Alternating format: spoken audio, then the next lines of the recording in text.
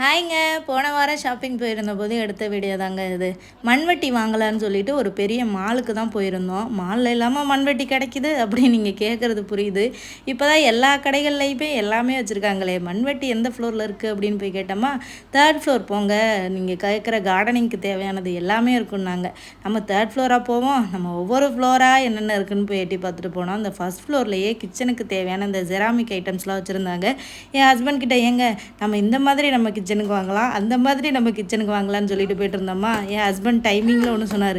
முதல்ல சொந்தமாக நம்ம பேரில் ஒரு வீட்டை வாங்குவோம், அதுக்கப்புறமா இந்த பொருட்களெல்லாம் வாங்கி வைக்கிறத பற்றி யோசிப்போட்டார்.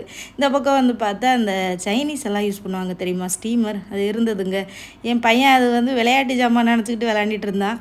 இதை பார்த்தோன்னே எனக்கு ரொம்ப பிடிச்சி போச்சுங்க. இது விலையெல்லாம் கேட்டேன், $50 சொன்னாங்க. வாங்கலாமாங்க வாங்கலாமாங்கன்னு சொன்னேன். இதை வாங்கினோம்னா இப்போதைக்கு யூஸ் இல்லை, நம்ம எதை வாங்க வந்தோமோ அதை போய் வாங்குவோம்னு சொல்லிட்டு வாங்கிட்டு வந்தாச்சு.